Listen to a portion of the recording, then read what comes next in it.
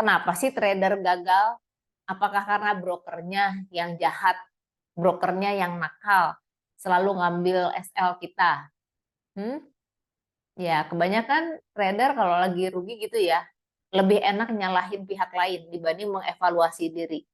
Padahal ya broker nggak sekejam itu juga dan nggak sekurang kerjaan itu juga kali ngeliatin transaksi kita satu persatu. Kan nasabahnya banyak.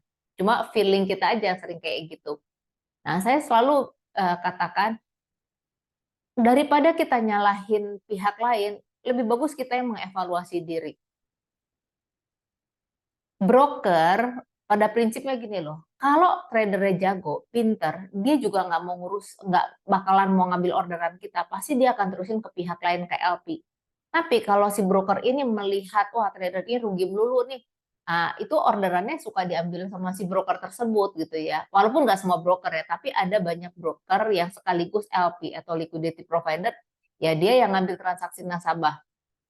Ya makanya jadi trader yang pintar supaya transaksi kita nggak dikerjain sama broker.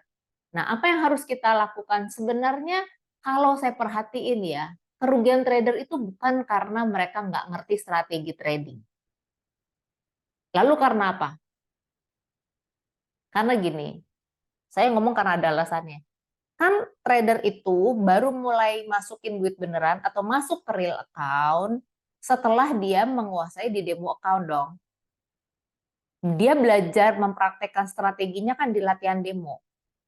Platform demo account dan real account itu sama ya. Jadi jangan beranggapan, wah kan demo beda dengan real. Enggak, sama aja platformnya. Yang membedakan ada satu uang bohongan, satu uang beneran.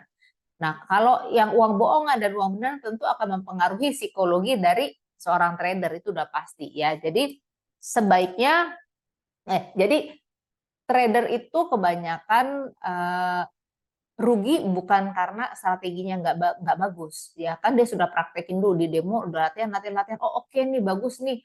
Nah setelah dia merasa oke, baru dia pakai uang beneran. Nah sayang ya, ketika sudah uang beneran psikologinya jadi berantakan ya. Jadi sebetulnya kebanyakan trader rugi bukan karena strategi, tetapi psikologi tradingnya yang kurang baik. Ngomongin psikologi itu harusnya memang di awal ya, di awal sebelum kita masuk dunia trading kita udah bahas. Cuma masalahnya trader newbie tuh udah tahu. Pokoknya ya, trader tuh bakalan gagal kalau dia serakah, dia nggak disiplin, tapi hanya sekedar tahu. Ya, tahu belum tentu bisa dipraktekin kan. Oh, tahu, tapi gini loh, ngomongin strategi ini, psikologi ini gampang diomongin, tapi sulit untuk dipraktekin. Jangan ngomongin trading deh.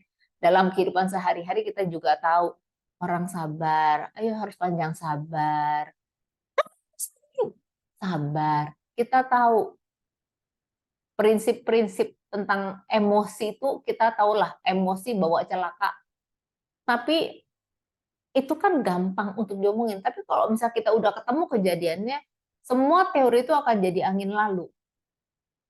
Trader newbie saya tidak salahkan kalau mereka lebih banyak berfokus pada strateginya dulu. Saya tidak pernah menyalahkan karena ya gimana kita mau trading kalau nggak ngerti strateginya, benar nggak?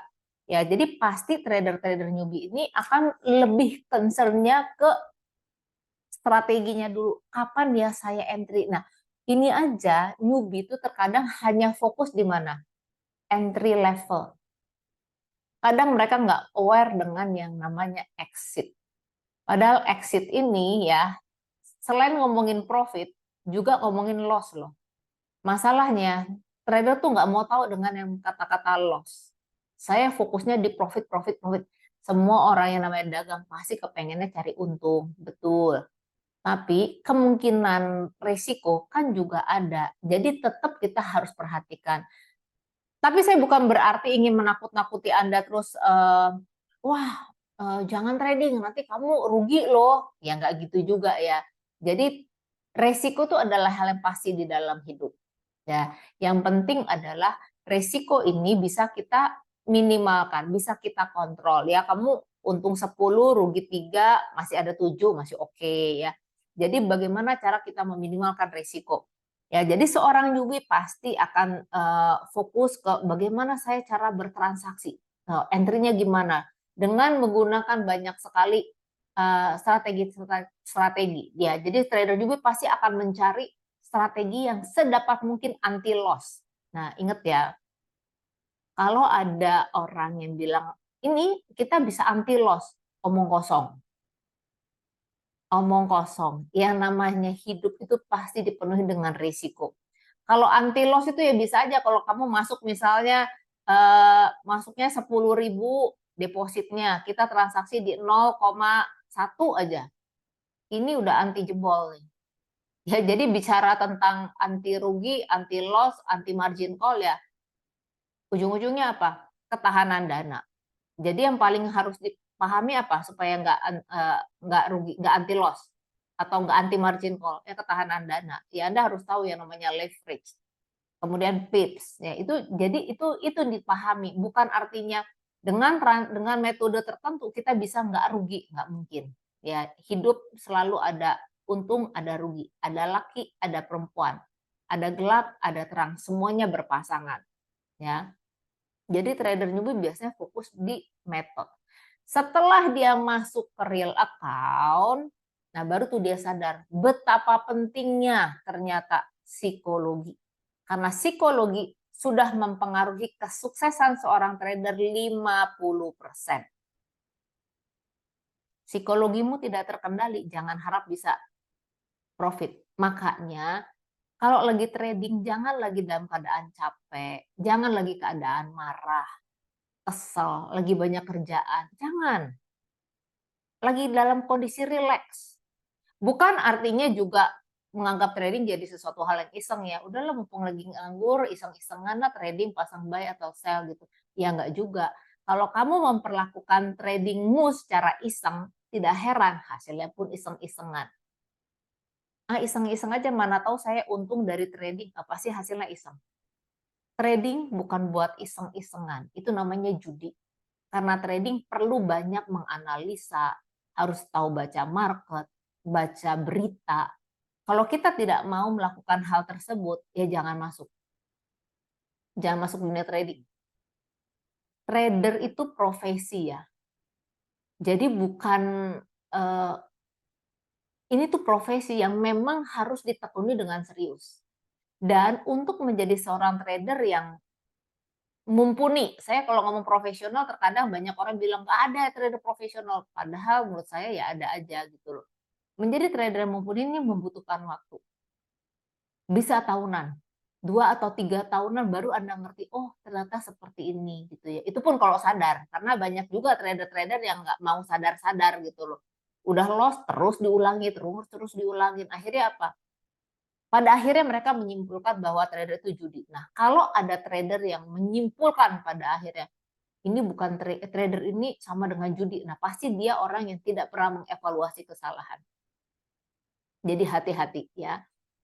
Mind, psikologi yang baik itu akan mempengaruhi cara kita mengatur keuangan. Itu udah pasti ya. Kalau kita psikologi kita baik, itu kita bisa mengelola uang pun dengan baik. Tidak serakah. Bisa memanage gitu ya. Dan tentu saja kalau mau trading kan pasti membutuhkan metode ya atau strategi. Tapi strategi ini yang mungkin bagi para newbie, mungkin di sini dulunya susah sekali ya. Yalah, para newbie kan merasa ini kan sesuatu hal yang luar biasa. Jadi merasa sulit sekali. Ternyata sulit ini ya memang sulit. Tapi paling Anda bisa pelajari 2-3 bulan secara strateginya ya. Strateginya ya 2-3 bulan paling ya susah-susahnya 2-3 bulan. Setelah itu, nah yang paling susah adalah mempraktekannya. Karena kalau ngelihat strategi di market yang lagi tutup, pasti akan beda ketika kita bertransaksi ketika market lagi buka kan. Karena ketika marketnya lagi buka, itu kan volatility-nya kan tinggi sekali, pergerakan harganya juga cukup besar. Itu yang terkadang membuat kita panik. Makanya itu tadi, hubungannya dengan apa? Psikologi lagi kan. Kalau kamu lagi panik, takut, itu jangan trading. Ya, jadi nanti Anda akan mengenali diri sendiri ya. Anda pelajari know your profile. Saya pernah menyinggungnya tentang know profile di video-video yang lalu. Kita harus kenali diri kita. Kalau misalnya saya tipe deg-degan Bu, saya jantungan ngeliat harga yang geraknya cepet. Kalau lagi ada berita, ya berarti hindari berita. Jadi psikologi ini nanti ada juga yang tahu, oh saya tipikal apa nih, senang dengan pergerakan harga instrumen yang geraknya cepat, atau yang sedang, atau yang konservatif, nanti Anda pilih. Kemudian saya sanggupnya pakai lot yang berapa, kalau lotnya terlalu besar saya deg-degan gitu ya. Anda harus tahu sendiri ya. Jadi psikologi ini masing-masing, makanya saya selalu ngomong jangan pernah menyamakan gaya tradingmu dengan orang lain. Semua orang punya ciri khas masing-masing. Nggak semua orang cocok menjadi seorang scalper. Walaupun semua orang pasti pengen kan, aduh enak ya dapat untungnya bisa cepet banget, satu hari bisa sekian, bisa menit-menitan dapat duit. Ya, pasti kadar kekuatan jantung dia juga beda kali ya, ketahanan dana setiap orang juga beda. Jadi balik lagi ke Anda masing-masing, jangan pernah menyamakan. Kita boleh melihat strateginya dia untuk kita pelajari, tapi tidak untuk letter luck kita praktekkan, apa ya, kita praktekin plek-plek gitu loh. Kita tetap harus menyesuaikan. Jadi harus ada juga kita modifikasi dengan karakternya kita gitu ya. Jadi yang paling utama kalau Anda sudah masuk ke real account, pasti Anda baru sadar, oh ya ternyata kesuksesan itu benar-benar ditentukan dari emosi kita. Kalau kita emosi, trading kita juga jadi kacau. Nah, kenapa trader gagal? Pada umumnya disebabkan karena rakus. Tidak ada rasa cukup. Kepingin untung lebih, lebih, lebih, lebih. Ya, udah tahu, udah dapat profit nih, saya udah lihat nih, wah saya lumayan udah dapat $20, tungguin aja deh, mana tahu bisa 30. Udah 30, tungguin deh, kali aja bisa 50. 50 kepengen 100, nggak taunya jatuh. Begitu nggak jatuh, tungguin aja lah, mana tahu nanti balik lagi. Ya, berharap yang sia-sia hanya dikarenakan oleh rakus yang pertama tadi, tidak ada rasa cukup. Kemudian kegagalan trade berikutnya karena tidak sabar menunggu timing yang tepat. Kita tahu ya, waktu kita bertransaksi untuk pasang posisi buy, itu hanya kurang lebih 10%. Sell 10%. Sementara 80% dipengaruhi oleh waktu tunggu. Jadi salah kalau ada trader merasa entry, entry, entry, ngawur. Bahkan ada loh trader yang mentor yang bilang, oke kita menggunakan strategi 5 menit untuk mendapatkan cuan. 5 menit langsung bisa entry. Emang lo tahu waktu yang 10 menit ini? Kan 80% kita tahu loh, lebih banyak kita waktu menunggu. Jadi nggak mungkin waktu 5 menit kita oke, kita masuk bisa profit. Nggak. Kecuali lagi ada news ya. Kecuali lagi ada news. Itu masuk akal. Lagi ada berita, cuma kan berita kan nggak tiap-tiap hari, nggak tiap-tiap waktu gitu loh. Jadi hanya waktu khusus. Benar, bisa kita untung di situ. Kita nunggu berita, data keluar, kita transaksi, oke, betul. Tapi kalau dalam keadaan sehari-hari, 5 menit bisa cuan, nah, itu nggak masuk di akal. Ya, jadi jangan terjebak juga dengan gimmick-gimmick. Kemudian apa penyebab kegagalan trader lainnya? Yaitu tidak disiplin. Saya tuh udah tahu, udah bikin planning misalnya. Satu hari mau untung berapa, ruginya mau berapa, tapi saya tidak disiplin menjalankannya. Saya udah berkomitmen, padahal udah bikin trading plan-nya. Satu hari paling saya transaksi 3 kali atau 5 kali. Tapi baru sore saya transaksi udah 5 kali sih. Profit semua lagi. Aduh, masa saya stop? Kan market sampai malam. Sayang dong kalau malam saya nggak trading. Nggak disiplin. Tidak menerapkan apa yang sudah diplankan. Bikin trading plan tuh gampang. Yang susah adalah melaksanakannya, ya. Nggak disiplin masalah apa, menggunakan stop loss. Saya tahu nih, namanya trading itu harus pasang SL, harus pasang TP. Tapi kalau misalnya pasangin SL rata-rata kejemput terus, udahlah biarin aja. Akhirnya apa? Loss-nya berlipat-lipat. Sementara ketahanan dana kita kurang. Akibatnya apa? Margin call, auto cut. Itu karena tidak disiplin menggunakan stop loss. Kemudian ini juga parah.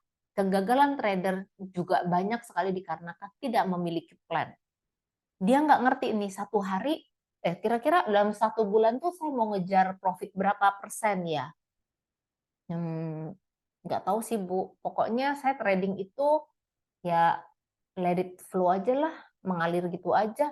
Pokoknya kalau untung ya sudah, kalau rugi ya udah, itu kan ngawur. If you fail to plan, you plan to fail. Kalau kamu tidak, if you fail to plan, jika kamu gagal merencanakan, maka kamu sedang berencana untuk gagal. Maka seorang trader yang baik harus mempunyai planning. Anda lihat video saya yang lainnya, trading plan. Anda harus tahu, satu hari itu saya mau transaksi berapa kali sih? Berapa sih target keuntungan saya secara harian? Resiko yang sanggup saya tanggung sepanjang hari selama 1 hari itu berapa? Itu Anda harus bikin. Jangan ya pokoknya ya jalanin aja Bu. Saya berhenti kalau saya udah capek aja. Ya saya berhenti kalau duitnya udah habis aja semuanya, ya kan ngawur. Ya, kalau Anda tidak memiliki trading plan, bikin. Gini, kalau kamu nggak punya planning, itu sama seperti halnya kita lagi naik taksi, kita nggak tahu, naik mobil, terus mau kemana nih? Ya nggak tahu lah, pokoknya jalan aja. Yang bawa mobilnya juga bingung, ini orang mau kemana ya? Tapi kalau kita tahu tujuannya mau kemana, kita akan nyampe ke tujuan yang kita inginkan. Nah, sama plan trading juga begitu. Kita akan sampai ke tujuan yang kita inginkan kalau kita tahu apa yang kita inginkan. Bikin trading plan-nya. Dan eksekusi. Jangan hanya bikin doang, harus berani dieksekusi. Kalau misalnya dalam hari itu kita memang sudah berencana 3 kali transaksi, ya udah, walaupun masih sore, profit kita, aduh, Bu, ini profit terus nih udah 3 kali, boleh nggak lagi? Ya enggak, disiplin. Ya, sesuai dengan trading plan yang kamu bikin. Kemudian emosi yang tidak terkendali sering kali menjadi sumber utama penyebab kegagalan. Emosinya gini, tadi tuh saya udah untung Bu, tadi tuh saya udah untung $100. Karena saya nafsu, saya rugi 30, sisa 70. Lalu saya berdoa sama Tuhan, Tuhan tolong balikin tuh. Begitu udah 100 balik modal, saya janji deh saya stop. Rugi lagi tuh, sisa tinggal 40. Terus gimana dok? Ya minimal dapat setengah deh. Ini tadi 100, kalau nggak dapat ya setengahnya aja deh. Paling nggak dapat 50 lah. Rugi lagi tuh 30. Sisa tinggal 10. Nah, kalau udah 10 gimana? Rata-rata orang ya udah Bu, tanggung lah Bu. Kalau udah tinggal 10 dari 100 ya udah mau habis-habis, mau untung ya untung, mau rugi ya rugi. Nanggung. Emosinya nggak terkontrol. Apalagi kalau misalnya dia merasa udah profit nih, seandainya nih ya begitu dapat 40, dapat nih dia 70. Pasti dia nggak akan stop nih di 70. Dia pasti akan pengen, aduh kalau bisa 100 deh, dikit lagi nih. Ketika trader itu rugi, dia pasti ada rasa revenge, ingin balas dendam ke market. Kayaknya tuh kesannya market udah ngambil duit saya, harus saya ambil balik. Ini yang salah. Percuma kita marah sama market. Aduh, trader retail itu kita dikumpulin semuanya aja sedunia ini cuma 30%.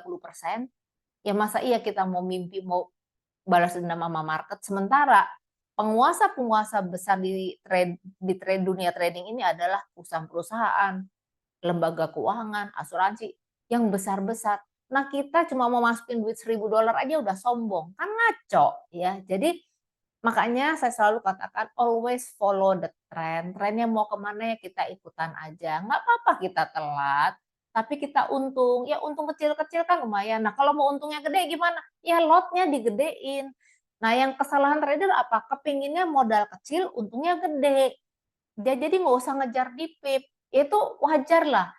Makanya sering ada yang ngomong, wah kalau kayak gini sih yang kaya tambah kaya dong. Ya wajar modal dia gede. Tapi kalau hilang, kalau lagi rugi, ya rugi dia juga paling gede.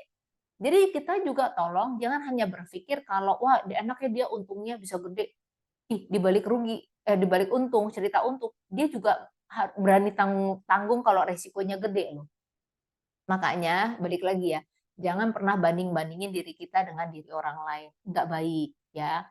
Kemudian kegagalan trader yang lain adalah terlalu pede. Nah biasanya gini, trader itu rugi ya setelah dia tuh udah untung, untung, untung, untung. Lalu dia merasa, wih saya kayaknya udah jago, udah hebat nih. biasanya pakai lot 0,1 ya misalnya 0,1. Untung Senin, untung Selasa, untung Rabu, untung kayaknya saya udah bagus nih. Ah, beraniin diri pakai 0,3 lot. Bagus lagi, udah 1 lot aja biar untungnya lebih besar lagi. Ya, padahal bukan untung, nggak taunya jadi rugi. Yang tadinya udah ditabung-tabung nih keuntungan seminggu hilang dalam waktu 1 hari. Pede. Nggak usah pasang stop loss. Kemarin juga saya nggak pasang stop loss, harga balik lagi. Pede, kayak ngerasa bisa ngontrol market. Padahal kan enggak dong, kita yang ngikutin market, bukan market yang ngikutin kita. Ya. Kemudian ada rasa trauma dan takut ketika saya udah sering rugi, udahlah, kayaknya saya berhenti aja. Padahal tuh dia udah ngejalanin setengah jalan. Terus dia berhenti takut. Karena merasa kayaknya saya rugi. Padahal ya Anda ya gini, kalau Anda pintar. Makanya penting sekali bikin evaluasi. Ya, penting banget Anda bikin evaluasi. Yang tahu Anda rugi itu adalah Anda sendiri. Problemnya seringkali trader itu males mengevaluasi. Kayaknya begitu udah rugi ya udahlah, berarti emang gua ngaco aja gitu. Ya kan nggak bisa dong. Kamu harus tahu kenapa ya saya rugi. Oh ya, saya itu rugi karena ya saya sih yang rakus. Saya sih yang nggak disiplin. Oh saya sih yang nggak baca berita. Jadi Anda harus mau mengevaluasi. Dan jangan pernah berhenti, nggak boleh takut untuk selalu mau memulai. Jadi dari hasil evaluasi itulah Anda belajar dari kesalahan. Jadi nggak perlu takut ya, kalau misalnya udah loss gede nggak perlu takut, jangan trauma, jangan takut. Justru ketika Anda gagal, takut, lalu berhenti, udah deh kayaknya saya nggak hoki, udah diem. Justru uang yang udah hilang itu tidak ada kemungkinan untuk balik lagi loh. Tapi kalau Anda udah jatuh, bangkit, kemungkinan untuk jadi balik modal itu jauh lebih ada. Paham ya? Jadi kita akan belajar dari kesalahan. Semua trader sukses, nggak usah trader lah.